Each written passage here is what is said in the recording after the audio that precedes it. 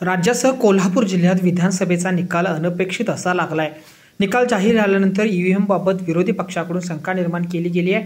त्यातच आता कोल्हापूर जिल्ह्यातील राधानगरी भुदरगड विधानसभेतील मनसेचे उमेदवार युवराज येडुरे यांनी ईव्हीएम मशीन सेट केल्याचा आरोप केला आहे। निवडणूक निकाला अगोदरच उमेदवारांची मते सांगणारी पोस्ट सोशल मीडियावर व्हायरल झाली होती।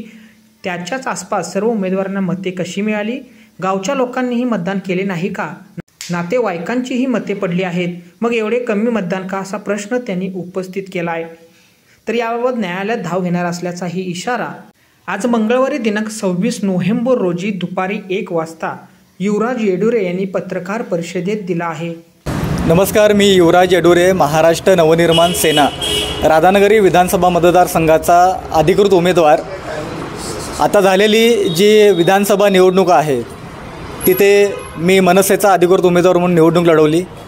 माझा विजयी उमेदवारावरती किंवा पराभूत उमेदवारावरती कुठल्याही प्रकारचा आक्षेप नाही आहे, कारण जे मतदान झालेले आहे त्या मतदान झालेल्या प्रक्रियेमध्ये जे मला मतदान पडलेलं आहे, जे 2019च्या पटीमध्ये पेक्षासुद्धा कमी पडलेलं आहे, त्या मतदानावरती माझा आक्षेप आहे। जे माझे पाहुणे आहेत, भाऊकी आहे, गाव लेवलचे जे काही संबंध असणारे व्यक्ती आहेत, त्याचबरोबर 174 ज्या शाखा आहेत, मनसेच्या शाखा आहेत, त्या सर्व महाराष्ट्र सैनिकांचं मतदान कुठं गेलं हा प्रश्न माझ्या मनामध्ये निर्माण झालेला आहे। आणि ते बोलण्यासाठी मी ही पत्रकार परिषद घेतली होती आणि ते मला जे काय व्यक्त करायचं होतं ते मी पत्रकार परिषदेमध्ये व्यक्त केलेलं आहे।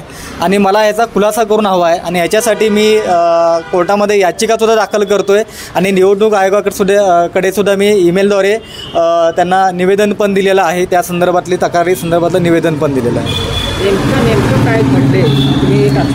नेमकं असं घडलं की आंबोने गाव आहे, आंबोनेसारख्या गावामध्ये माझे पाहुणे आहेत, ते इचलकरंजीमध्ये रहिवासी आहेत आणि आंबोने गावामध्ये ते मतदानासाठी फक्त माझ्यासाठी आले होते।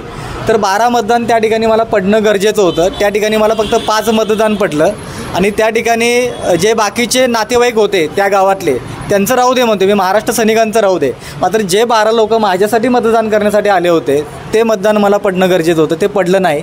त्याचबरोबर वाळवे या ठिकाणी जर कसबा वाळवे म्हणून आहे राधानगरीमध्ये, त्या ठिकाणी माझी सख्खी आजी आहेत, मामा आहेत, मामे आहेत, त्यांचं मतदान होतं 3, तर त्या ठिकाणी त्या वार्डामधनं मला मतं पडतं, 1 मतदान पडतं।